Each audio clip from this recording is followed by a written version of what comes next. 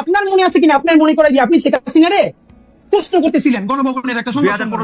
আপনি শুধু বলছিলেন যে মাননীয় প্রধানমন্ত্রী আমরা স্বাধীনভাবে করতে পারবো কিনা, সেই মিডিয়া কাজ করতে পারবে কিনা। তারপর আপনাকে 15 সালে আপনাকে সে যেভাবে উত্তর দিছে, খালেদ মহিউদ্দিনের যে চরিত্র যেরকম ছাইনাইকে ধরা, আপনি এই যে ইউনুসকে পারবেন, ইউনুসের সবাই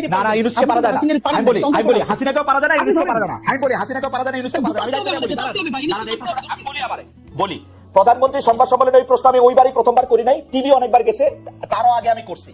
কিন্তু প্রধানমন্ত্রী প্রশ্নটা করার পরে প্রধানমন্ত্রী যেভাবে আমাকে উত্তর দিছে, সেই সময়কার প্রধানমন্ত্রী, তারপর থেকে আমার কোনো সম্পূর্ণ প্রশ্ন করার উত্তর জায়গা ছিল না। সংবাদ সম্মেলন ফর 30 আদার পিপল, ঠিক আছে? ডক্টর মোহাম্মদ ইউনূস শেষ করতে দেন। এই সেপ্টেম্বরে কিন্তু উনি এখানে আসছে জাতিসংঘের মধ্যে নিয়ে, উনি সবারই দাওয়াত দিচ্ছে আমার ছাড়া। কিন্তু তাই মজার ব্যাপার বলি, এইটা আপনার অবশ্যই পাবলিক, আজকে আপনি বললেন আমরা জানলাম, আমাদেরকে সরকারের তরফ থেকে এক জায়গা থেকে আমরা প্রশ্ন করছি খালেদ মহিউদ্দিনের মতো ক্যারেক্টার কেন বাংলাদেশে জুলাই গণঅভ্যুত্থানের পরে তাকে কাজে লাগানো হইলো না। আমাদেরকে বলা হয়েছে খালেদ মহিউদ্দিন ভাইকে 2 বার সরকার থেকে, একবার বিটিভির দায়িত্ব নিয়ে আরো একটা বড় পদে বসে, প্লিজ আপনি এই রাষ্ট্রকে গড়ে তুলতে সাহায্য করেন। খালেদ মহিউদ্দিন ভাই রেসপন্স করেন নাই। আমি কোন সেক্রেটারিয়াল জব, মিনিস্ট্রিয়াল জব করব না, তো আমি বাংলাদেশে সেক্রেটারিয়াল জব করব না। আমি বিটিভির দায়িত্ব নিতে আমাকে অফার করা হয়েছিল, বলি বিটিভির দায়িত্ব নিতে আমাকে অফার করা হয়েছিল, আমি শর্ত দিছিলাম বিটিভির প্রোভাইডার ঠিক করেন, আমি তথ্য উপদেষ্টা বা তথ্যমন্ত্রীকে আমি এটা রিপোর্ট করব না। তারা এটাতে রাজি হয় নাই, তারা বলছে আপনি আইসা আস্তে আস্তে করেন। আমি আস্তে আস্তে করার মধ্যে আমি নাই। ফাইন, এটা আমরা জানলাম। কিন্তু খালেদ ভাই আপনার মানে আমরা ওই ভালোবাসার জায়গা থেকে বলি, আমরা তো প্রত্যাশা করছিলাম যে আপনি জার্মান থেকে যেরকম ইউএসএ গেলেন, আপনি জার্মান থেকে এই জুলাইয়ের পরে একবার কিন্তু বাংলাদেশ আপনার খালেদ ভাই দেখি নাই। আপনি আসলে হয়তো কি জানেন, আপনি অনেক মেকানিজমের সাথে কথা বললে, শহীদ পরিবারগুলোর সাথে কথা বললে, তাহলে আপনি আরো যেটা ফিল করতেন। আমার দিকে আলাপটা করলে কি মানে আলাপটা আমি আর আপনি আলাদা আলাপ করব না। আপনি খালি আমাকে এই কথা বলেন, আমি সরাসরি প্রশ্নটা করি। এটা আমি কামাল ভাইয়ের কাছ থেকে আসলে একটু জানতে চাইবো, কারণ আপনার কাছ থেকেই আমরা এগুলি সবচেয়ে বেশি শুনি। কারণ যারা আগে জুলাই নিয়ে কথা বলছে তাদের অনেকেই ছাড়ান দিছে, রিটায়ার্ড করছে, আপনি রিটায়ার্ড করেন নাই, আপনি মাঠে আছেন, আপনি কথা বলতেছেন। সেই জায়গা থেকে, সেই রেসপেক্ট থেকে আমি আপনার একটা ছোট্ট বিষয় জানতে চাইতেছি। মাত্র 1000 জন রে, যেখানে আমরা 8 লাখ কোটি টাকার বাজেট করি, মাত্র 1000 জন শহীদ, 1000 জন চরমভাবে আহত, এই 2000 জনকে ভরণ পোষণ করা, তাদের একটা খুশি করা, মানে আমি খুশি শব্দটা বলবো না, মানে তাদের খেয়াল করা, এটা তো এত বড় জটিল কাজ না। এটা কেন করা যেতেছে না? এটা ডক্টর মোহাম্মদ ইউনূসকে আপনি প্রথম কেন এর জন্য আপনি অভিযুক্ত করতেছেন না, এটা আমাকে একটু সারপ্রাইজ করতেছে। মানে আর কাউরে এখানে অভিযোগ করার দরকার নেই, বুঝি না। খালেদ ভাই জি, এই একই আপনি যেটা বলছেন না, এই দাবিতে ইনকিলাব মঞ্চ একদিন অনশন করছে যমুনার সামনে। ঠিকানা আমার নিজে ব্রিফিং দিচ্ছে, তখন ঠিকানা থেকে গিয়ে বলছে ভাই খালেদ ভাই টিভি থেকে আসছি, এবং প্রধান উপদেষ্টাকে বলছি এই যে কালেকটিভ ব্যর্থতা, এই ব্যর্থতার ইনাম হলেন আপনি। মাত্র 1000 হোক 1500 হোক, যে শহীদ পরিবারের পুনর্বাসন করতে পারেন নাই, আহতদেরকে সর্বোচ্চ চিকিৎসার জন্য ডেটাবেস তৈরি করতে পারেন নাই, এর সমস্ত ব্যর্থতা এই সরকারের। আর এই সরকারের ইনাম হিসেবে সমস্ত ব্যর্থতা আপনার। আপনি কোন যত সুন্দর করে কথা বললেন, এটা দিয়ে কাভারি হবে না। এই দাবিতে ইনকিলাব মঞ্চ সকাল থেকে সন্ধ্যা পর্যন্ত যমুনার সামনে অনশন করেছে। তারপরে তার একান্ত সচিব এসে আমাদের কাছ থেকে স্মারকলিপি নিছে যে অতি দ্রুত তারা এটার ব্যাপারে ব্যবস্থা নিবে। এরপরও নেয় নাই। এখন কোন ভাষায় বললে, কেমনে হাত ধরলে, কেমনে পা ধরলে এই কেসটা হবে, এটা আমরা জানি না। এবং ডক্টর ইউনূস যদি আমাদেরকে বলেন যে এইভাবে বললে উনি কাজটা করবেন, তাও আমরা করতে রাজি, কিন্তু উনি বলতেছেন না। আপনি কি বলেন ওনারে? উনি তো আমার বাপের চেয়ে 20 বছর বয়স। এই গত প্রেস মিটিং যেটা করেছি, সেইখানে ওনারে যা বলছি, আমার মনে হয় উনি সারা জীবন এটা শুনেন নাই। আমরা কি চাই, ওনাকে দিয়ে অন্তত ন্যূনতম সেই কেসটা হোক, যেটা পলিটিক্যাল পার্টি চাইতেছে না। ওনার এই জন্য এক হাত ধরে রেখে আর এক হাত ধরে দাঁড়িয়ে যে ন্যূনতম সংস্কারটা ওনার মাধ্যমে হোক, ওনার আন্তর্জাতিক এই স্বীকৃতির মধ্যে দিয়া। আর তো কিছু না ভাই, উনি তো আমার দাদা খালু ফুফা না। ইনকিলাব মঞ্চ আজ পর্যন্ত এই সরকারের কোন একটা পয়সা তো দূরের কথা, প্রোগ্রামে পর্যন্ত উপস্থিত হয় না। এই যে ঘোষণাপত্রের প্রোগ্রাম গেছে, ইনকিলাব মঞ্চের মুখপাত্র হিসেবে আমি ভিতরে দাওয়াত পাইছি, অনার, কিন্তু ভিতরে যাই নাই। আমি আমার ভাই বোনদেরকে নিয়ে রাস্তায় ভিডিও দাঁড়াই শুনছি, ভিতরে যাওয়াটা প্রয়োজন মনে করি নাই। কিন্তু ওনাকে চূড়ান্ত ভাবে শেষ পর্যন্ত ধরে রাখতে চাই কেন? এই জুলাইয়ের মধ্য দিয়ে কিছু সংস্কার হোক। বাংলাদেশের রাজনৈতিক দলগুলোর সমস্যা হলো, তারা প্রেস ব্রিফিং করে প্রধান উপদেষ্টা অন্যান্যদের সাথে সামনে এসে বলে আমরা তো কোনো নির্বাচনের ভালো রোডম্যাপ পেলাম না। কিন্তু যারা যখন প্রধান উপদেষ্টা বা অন্যান্য উপদেষ্টাদের সাথে বসে, তখন একদল বলে আমার পেট্রো বাংলা লাগবে, আরেক দল বলে আমার অমুক ইউনিভার্সিটির ভিসি লাগবে, আরেক দল বলে আমার স্থানীয় সরকারের সচিব লাগবে। এই ভাগবাটোয়ারা করে যখন তার মন মতো হয় না, তখন বাইরে গিয়ে প্রেসার দেয়। মুশকিল হলো তারা এই সরকারকে সামনে রেখা তারা সবাই নিজের মতো আকার গুছাই নিতেছে, কিন্তু ফেল করলে সরকার লাভ হইলো, বিএনপির লাভ হইলো, জামাতের লাভ হইলো, এনসিপির, কিন্তু ফেল করলে কে সরকার করবে? নাম্বার 2, গত 4 বছরে খালেদ ভাই আপনি একটা খুবই জিনিস ভালো করে নোটিস করছেন যে গত 4 মাস ধরে আপনি দেখবেন যে ইউনূস সাহেবের সেই স্পিরিট, সেই ভোকাল নাই। উনি মনে হচ্ছে যেন কোন একটা আপোষের মধ্য দিয়ে যাচ্ছেন, রাইট? এটা তো সত্য কথা। ওনাকে আমরা বলেছি যে দেখেন আপনার আলোচনায় বুঝে যায় আপনি, হ্যাঁ লন্ডন বৈঠকের পরে বোঝা যাচ্ছে যে আপনি আর্টিফিশিয়াল কথা বলেন, আপনি আনস্ক্রিপ্টেড বলতেন, আপনি স্ক্রিপ্ট থেকে বলেন। এর একটা বড় কারণ ঝামেলাটা হলো এই সরকার মনে করেছিল ইউনূস সাহেব যে এনসিপির যে ভাইরা আছে তারাই হলো তার ভ্যানগার্ড, একমাত্র ছাত্র জনতা, তার চারপাশে একটা লেয়ার তৈরি করা হয়েছে। একমাত্র অল্প কিছু লোকজন ছাড়া আমি আপনাকে এবার বলতে পারবো, পিলখানা কমিশনের মতো গুরুত্বপূর্ণ কমিশন, গুম কমিশনের মতো গুরুত্ব কমিশনের সদস্যরা 1.5 মাস ধইরা প্রধান উপদেষ্টার সাক্ষাৎকার পান না। আপনি ভাবেন, এর মানে এমন একটা লেয়ার, মানে এবং আরো বলি আর্মি সেক্রেটারি ওনার সাথে যিনি আছেন সম্ভবত যে সচিব, তার ক্লিয়ারেন্স ছাড়া তার কাছে কেউ যেতে পারে না। তো এই যে ক্লিয়ারেন্স, সরি, এটা হওয়ারই কথা, মানে সরকার প্রধানের হওয়ারই কথা। কিন্তু ভাই আপনি দেখেন, গুম কমিশনের মতো একটা সিরিয়াস কমিশন, পিলখানা কমিশনের মতো একটা সিরিয়াস কমিশনের মেম্বার যদি তার সাথে 10 মিনিট কথা বলতে না পারেন, তারা তো কাজ শেষ করে যাবেন। এর মানে হলো তার চারপাশে এরকম একটা বলয় তৈরি করা হয়েছে। এই বলয়টা আমরা বলেছি বারবার ভাঙেন। এই বলয়টা না ভাঙলে আপনি যেটা মাসুদ ভাই বলছেন যে উনি বাংলাদেশের মানুষকে চিনেন না, দেখেন উনি বাংলাদেশের মানুষকে চিনছিলেন দিয়ে গ্রামীণ ব্যাংকে সফল করতে পারছেন। কিন্তু এই যে ওনাকে ব্র্যাকেট বন্দি করতেছে কারা? রাজনৈতিক দলগুলো। কিরকম?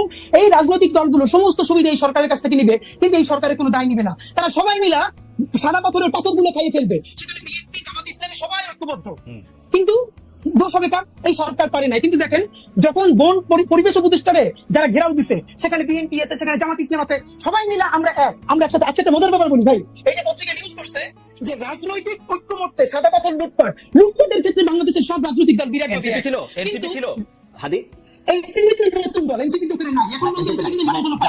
জামাত বিএনপি জাতীয় পার্টি করছে, তারা মিলে এই লুটপাটটা করতে চাইতেছে। এখন আমাদের যেটা মুশকিল, আমরা ভাই নির্বাচনের আগে কি চাইতেছি?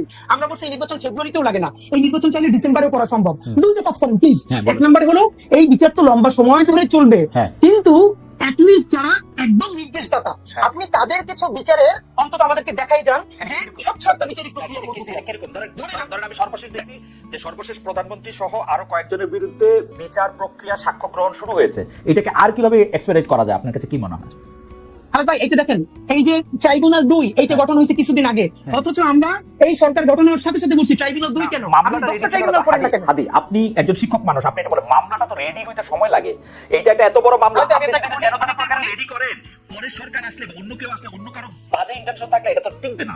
মামলাটা তো রেডি করতে হবে। ভাই আপনি একটু আন্তর্জাতিক অপরাধ ট্রাইব্যুনালে যারা কাজ করতেছে তাদেরকে একটু কাইন্ডলি ডাইকে কথা বলেন যে এই মামলা যেন খুবই ভালো ডকুমেন্টেড করে দ্রুত করা যায়। এই জন্য তাদের এক্সট্রা কি ইনিশিয়েটিভ ছিল আমি আপনাদের বলি, দায়িত্ব নিয়ে আপনি ফ্যাক্ট চেক করেন। এই যে আইসিটি করা হয়েছে, তাদের সাথে পুলিশ দেওয়া হয়েছে না, সব থেকে দুর্বলতম পুলিশ, যার কান্দা থেকে বন্দুক খুলে বলে আমাদেরকে বলতেছে সেখানকার সদস্যরা। এমনও হয়েছে যে অপরাধী ধরতে গেছে, পুলিশ দৌড়িয়ে পারে না, তো এই যে আন্তর্জাতিক অপরাধ ট্রাইব্যুনালের যে টিম, তারা দৌড়ে আসামি ধরতেছে। কিরে ভাই, ওকে, মানে আমাদের অনেকে আপনাকে এই প্রশ্ন করেছেন, আমাদের গবেষক দল আপনাকে প্রশ্ন করেছেন যে 5 আগস্ট ডক্টর ইউনূস জুলাই ঘোষণাপত্র পাওয়ার পরে এনসিপি বা বাংলাদেশ গণতান্ত্রিক ছাত্র সংসদ এবং এমনকি আপনাদের মধ্যে এক ধরনের মনোমালিন্য, ঘরের মধ্যে মশারি কেউ কেউ বলতেছেন, দলের মধ্যে দল, আপনারা আলাদা হচ্ছেন নাকি আপনারা এক হচ্ছে, সেরকম অনেক কথা বলছেন। আপনি ব্যাপারটাকে আসলে কিভাবে দেখেন? প্রশ্নের মধ্যে আরো প্রশ্ন করেছেন, শুধু আপনাকে দর্শকরা এই প্রশ্নটাও করেছেন যে আপনি এনসিপিতে যান নাই কেন? আপনি নাগরিক কমিটিতে থাকলেন, এনসিপি যখন হইলো তখন আপনি গেলেন না কেন? আচ্ছা, এটা আমি বলতেছি, এটা আমি ফেসবুকে অনেক আগে ক্লিয়ার করছি, তারপর আমি আপনাকে একটু বলি। যেহেতু প্রশ্নটা আসেন, আমি ভাবছি আপনি হয়তো প্রশ্নটা করবেন, আমি একটু আপনার মাধ্যমে মাসুদ ভাইকে একটু কাইন্ডলি প্রশ্ন করে রাখতে চাই। আমি পুরোটা দেখি নাই, বাট যেহেতু ইউটিউবে প্রচুর ছড়াচ্ছে, থাম্বনেল দেখেছি যে মাসুদ ভাই বলেছেন যে আসলে আওয়ামী লীগ ছাড়া এই নির্বাচন ইনক্লুসিভ হবে না। নাম্বার 2 হলো এইখানে ভাই কয়েকটা ব্যাপার, যে মুচলেকা দেওয়ার যে কথাটা বললেন না মাসুদ কামাল ভাই, যে ওরা কেন মুচলেকা দিল। একটা ব্যাপার হলো, দেখেন এই গণ অভ্যুত্থানের পরে আমাদের সাথে যারা উপদেষ্টা হয়েছে, বিভিন্ন আন্দোলন করছে, এদের ব্যাপারে যখন যেটা দেখেছি আমরা সমালোচনা করেছি। কিন্তু একটা ব্যাপার দেখেন খালেদ ভাই, আমাদের আজকে আপনারা যত বিপ্লবী মুভি দেখেন, যাই দেখেন, আমি নাহিদের 1000টা সমালোচনা করছি, নাহিদের করছি, অন্যদের করতেই থাকবো। কিন্তু এরপর আমি যেটুকু অ্যাড্রেস করবো, যদি এই ফ্যাসিবাদের পতন না হইতো, তাইলে যদি প্রথম কারো ফাঁসি হইতো, সেই ফাঁসিটা নাহিদের হইতো, আমার ওয়াকার সাহেবের হইতো, হয়তো সেটা কি ওয়াকার সাহেবের আগে হইতো না নাহিদ সাহেবের আগে হইতো, এটাতে আমার ডাউট আছে। কারণ আমার কাছে মনে হয় যে শেখ হাসিনার পুরা দায়টা ওয়াকার সাহেবের দেয়। উনি মনে করেন নাহিদ সাহেব এত বড় বিপ্লবী, উনি মনে করে ওয়াকার সাহেব বেঈমান করছে। আপনি বয়ানটা দেখেন কিন্তু। আচ্ছা ওকে, সেটা যেটাই হোক, কিন্তু সিভিলিয়ানদের মধ্যে, কারণ নাহিদ যেদিন 3 দফা মানে 1 দফায় ঘোষণা করেছে, সেদিন কিন্তু তার মৃত্যু পরোয়ানা জারি মানে সে স্বাক্ষর করেছে। এখন এখানে ব্যাপার মুচলেকা দেওয়ার ব্যাপারটা মাসুদ ভাই কেন রিলেট করতে পারবেন আমি আপনাকে বলি। এর কারণ হলো, মাসুদ ভাই এর উত্তরটা একটু আগে বলছে, আপনাকে বললো না যে ওনাকে আওয়ামী লীগের সময়ও ডিজিএফআই থেকে 2-3 বার চা খাইতে ডাকছে, তুমি জান নাই, কিন্তু কিছু হয় নাই। এর মানে হলো ডিজিএফআই আসলে অত খারাপ না, আমরা যারা খারাপ মানুষ ছিলাম এদেরকে ডিজিএফআই আয়নাগর দিয়ে হেদায়েত করে ফেলছে। কিন্তু মাসুদ ভাই ভাবেন, ডিজিএফআই চা খাইতে ডাকতেছে আর মাসুদ ভাই যাইতেছে না, তাও ডিজিএফআই কিছু বলতেছে না। নুরুল কবির ভাই, আমি আমার অনুষ্ঠানে অন্য কোনো কথা যেটা আমি দায়িত্ব নিয়ে করছি, নুরুল কবির ভাই আমার অনুষ্ঠানে গিয়া ডিজিএফআই রে শেখ হাসিনা মানে ইন্ডিপেন্ডেন্ট টেলিভিশন অনুষ্ঠানে এমন কথা বলছে যেগুলো আমি এখন মুখে কথা পারবো না। ওই কথা বলার সময় আলাদা অবস্থান ছিল, কামাল ভাইদের একটা আলাদা অবস্থান ছিল, যেটার জন্য একটা সহজ থাকে। কামাল ভাই শুধু মনে করাই যে উনি নাহিদের শরীরের দাগ দেখছেন কিনা, ওনার সন্তান যদি হয়তো বা ভাই সারা শরীরের কি অবস্থা, কোনো মানুষ সুস্থ থাকতে পারবে? নাহিদের হাজারটা সমালোচনা আমি করি, কিন্তু ভাই নাহিদের শরীরের দাগ কি দেখা যায়? তো এইটা হলো একটা প্রশ্ন, সুতরাং মুসলিমের উত্তর পাবেন। নাম্বার 2, এই সরকারের ভাই বললো না যে ভাই দেখেন, আমি নিজেও বলি এই সরকারের যারা উপদেষ্টা হয়েছে ছাত্রদের, প্রথম হলো কে হয়েছে এই প্রশ্নটা পরে। এখন ধরি আমাদের প্রাইভেট বিশ্ববিদ্যালয়কে আমি বলি, আমরা বলি এই আন্দোলনের বাসের কেল্লা। ঢাকা বিশ্ববিদ্যালয় যখন একদম মুক্ত হয়ে গেছে, পুরো আন্দোলন মরে গেছে, তখন এই আন্দোলনকে নতুন করে জীবন দিয়েছে, বাঁচিয়ে রেখেছে প্রাইভেট বিশ্ববিদ্যালয়। কারণ আমার বাসার রামপুরে আমি আন্দোলনের শুরু থেকে শেষ পর্যন্ত তাদের সামনে স্টেজের সামনে এই পুরো ঘটনার সাক্ষী যে কি হয়েছে। সুতরাং এখন কথা হলো ভাই, ধরেন 10 জন উপদেষ্টা নিবে ছাত্রদের মধ্যে থেকে, তাইলেও কি সকল প্রাইভেট বিশ্ববিদ্যালয় থেকে একজন করে নেওয়া সম্ভব? বাকি যে হাজার হাজার হবে না, সেও তো প্রশ্ন তুলবে, এটা কোনো প্রক্রিয়া না। কিন্তু আমরা বরং যেটা করতে চাই, এই যে 2 জন ছাত্র উপদেষ্টা হইলো, এখানে তো 2 জন না ঠিক হয় না। এই সরকারের একমাত্র বৈধতা এই ছাত্র উপদেষ্টারা তাদের সাথে আছে। কারণ যখনই তারা চাপে পড়ে কোনো অকাজ কইরা, তখন বলে আমাদের সাথে ছাত্ররা আছে। কিন্তু ছাত্ররাও যে দাবি জানায়, সেগুলো সে ডক্টর ইউনূস সাহেব একটা বাস্তবায়ন করে না, ক্যাবিনেটে বাস্তবায়ন করে না। কেন করে না? কারণ এই ক্যাবিনেটের অনেকজন উপদেষ্টা ইতিমধ্যে আমার কিন্তু তাই মনে হয় যে আপনি কি সেটা বলেন যে 7 জন উপদেষ্টাই বা 10 জন উপদেষ্টাই ছাত্রদের থেকে নেওয়া উচিত ছিল?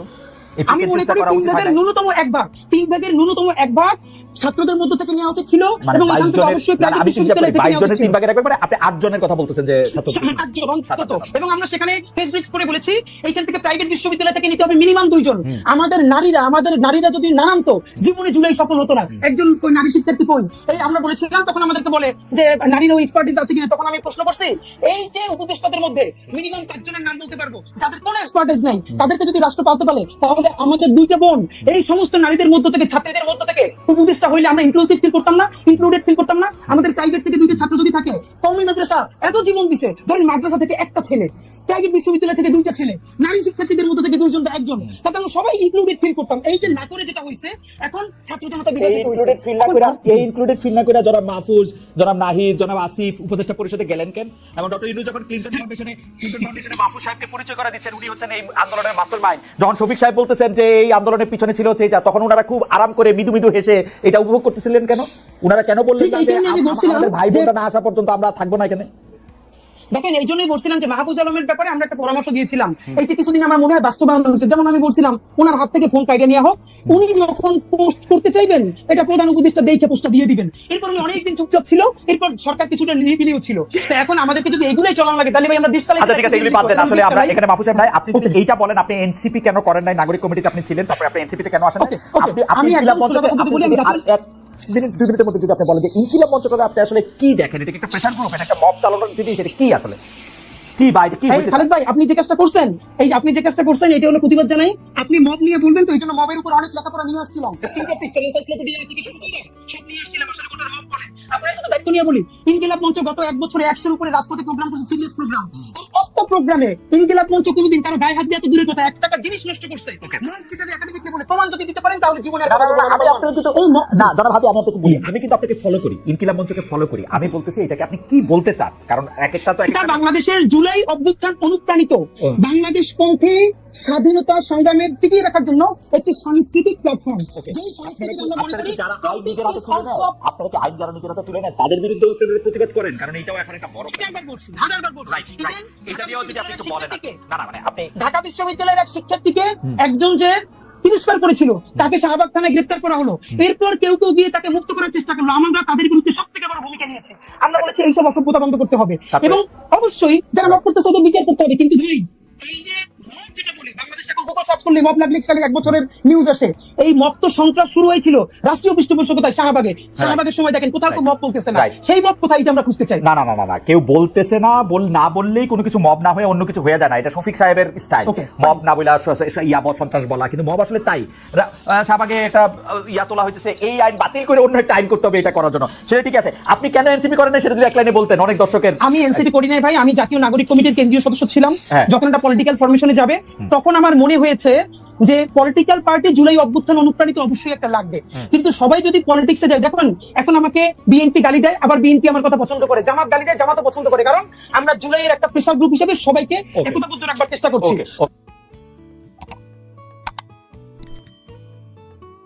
আপনার মনে আছে কিনা, আপনার মনে করে দিয়ে আপনি শেখ হাসিনা রে প্রশ্ন করতেছিলেন গণভবনের একটা সংবাদ 2015 সালে আমার মনে হয়। তা আপনি শুধু বলছিলেন যে 2015 মাননীয় প্রধানমন্ত্রী আমরা স্বাধীনভাবে করতে পারবো কিনা, সেই মিডিয়া কাজ করতে পারবে 2015 কিনা। সালে, জি, মনে আছে। তারপর আপনাকে 15 সালে আপনাকে সে যেভাবে উত্তর দিছে, খালেদ মহিউদ্দিনের যে চরিত্র যেরকম ছাইনাইকে ধরা, আপনি এই যে ইউনুসকে পারবেন, ইউনুসের সবাই না না ইউনুসকে পারা যায় না। আমি বলি হাসিনাকেও পারা যায় না, ইউনুসকে পারা যায় না। আমি বলি হাসিনাকেও পারা যায় না, ইউনুসকে পারা যায় না। আমি জানি না, বলি দাঁড়ান, এই প্রশ্নটা আমি বলি আবার বলি। প্রধানমন্ত্রী সংবাদ সম্মেলনে ওই প্রশ্ন আমি ওইবারই প্রথমবার করি নাই, টিভি অনেকবার গেছে, তারও আগে আমি করছি। কিন্তু প্রধানমন্ত্রী প্রশ্নটা করার পরে প্রধানমন্ত্রী যেভাবে আমাকে উত্তর দিছে, সেই সময়কার প্রধানমন্ত্রী, তারপর থেকে আমার কোনো সম্পূরক প্রশ্ন করার উত্তর জায়গা ছিল না। দেন ওদের সংবাদ সম্মেলন ফর 30 আদার পিপল। ঠিক আছে, ডক্টর মোহাম্মদ ইউনূস, ডক্টর মোহাম্মদ ইউনূস আমার কথা শেষ করতে দেন। এই সেপ্টেম্বরে কিন্তু উনি এখানে আসছে জাতিসংঘের মধ্যে নিয়ে, উনি সবারই দাওয়াত দিছে আমার ছাড়া। কিন্তু তাই মজার ব্যাপার বলি, এইটা আপনার অবশ্যই পাবলিক, আজকে আপনি বললেন আমরা জানলাম, আমাদেরকে সরকারের তরফ থেকে এক জায়গা থেকে আমরা প্রশ্ন করছি খালেদ মহিউদ্দিনের মতো ক্যারেক্টার কেন বাংলাদেশে জুলাই গণঅভ্যুত্থানের পরে তাকে কাজে লাগানো হইলো না। আমাদেরকে বলা হয়েছে খালেদ মহিউদ্দিন ভাইকে 2 বার সরকার থেকে, একবার বিটিভির দায়িত্ব নিয়ে আরো একটা বড় পদে বসে, প্লিজ আপনি এই রাষ্ট্রকে গড়ে তুলতে সাহায্য করেন। খালেদ মহিউদ্দিন ভাই রেসপন্স করেন নাই। আমি কোন সেক্রেটারিয়াল জব, মিনিস্ট্রিয়াল জব করব না তো। আমি ভাই, আপনি বাংলাদেশে যদি নাও করেন, দ্বিতীয় একটা প্রশ্ন, আমি মিনিস্ট্রিয়াল জব বলি। করব না। আমি বিটিভির দায়িত্ব নিতে খালেদ ভাই। আমাকে অফার করা হয়েছিল, আমি বলি বিটিভির দায়িত্ব নিতে আমাকে অফার করা হয়েছিল, আমি শর্ত দিছিলাম বিটিভির প্রোভাইসও ঠিক করেন, আমি তথ্য উপদেষ্টা বা তথ্যমন্ত্রীকে আমি এটা রিপোর্ট করব না। তারা এটাতে রাজি হয় নাই, তারা বলছে আপনি আইসা আস্তে আস্তে করেন। আমি আস্তে আস্তে করার মধ্যে আমি নাই। ফাইন, এটা আমরা জানলাম, কিন্তু খালেদ ভাই আপনার মানে আমরা ওই ভালোবাসার জায়গা থেকে বলি, আমরা তো প্রত্যাশা করছিলাম যে আপনি জার্মান থেকে যেরকম ইউএসএ গেলেন, আপনি জার্মান থেকে এই জুলাইয়ের পরে একবার কিন্তু বাংলাদেশ আপনার খালেদ ভাই দেখি নাই। আপনি আসলে হয়তো কি জানেন, আপনি অনেক মেকানিজমের সাথে কথা বললে, শহীদ পরিবারগুলোর সাথে কথা বললে, তাহলে আপনি আরো যেটা ফিল করতেন এটা ইউএসএর উপর যাবেন। আমি বলি আমার দিকে আলাপটা করলে কি মানে আলাপটা আমি আর আপনি আলাদা আলাপ করব না। আপনি খালি আমাকে এই কথা বলেন, আমি সরাসরি প্রশ্নটা করি। এটা আমি কামাল ভাইয়ের কাছ থেকে আসলে একটু জানতে চাইবো, কারণ আপনার কাছ থেকেই আমরা এগুলি সবচেয়ে বেশি শুনি। কারণ যারা আগে জুলাই নিয়ে কথা বলছে তাদের অনেকেই ছাড়ান দিছে, রিটায়ার্ড করছে, আপনি রিটায়ার্ড করেন নাই, আপনি মাঠে আছেন, আপনি কথা বলতেছেন। সেই জায়গা থেকে, সেই রেসপেক্ট থেকে আমি আপনার একটা ছোট্ট বিষয় জানতে চাইতেছি। মাত্র 1000 জন রে, যেখানে আমরা 8 লাখ কোটি টাকার বাজেট করি, মাত্র 1000 জন শহীদ, 1000 জন চরমভাবে আহত, এই 2000 জনকে ভরণ পোষণ করা, তাদের একটা খুশি করা, মানে আমি খুশি শব্দটা বলবো না, মানে তাদের খেয়াল করা, এটা তো এত বড় জটিল কাজ না। এটা কেন করা যেতেছে না? এটা ডক্টর মোহাম্মদ ইউনূসকে আপনি প্রথম কেন এর জন্য আপনি অভিযুক্ত করতেছেন না, এটা আমাকে একটু সারপ্রাইজ করতেছে। মানে আর কাউরে এখানে অভিযোগ করার দরকার নাই, বুঝি না। খালেদ ভাই জি, এই একই আপনি যেটা বলছেন না, এই দাবিতে ইনকিলাব মঞ্চ একদিন অনশন করছে যমুনার সামনে, ঠিক আছে।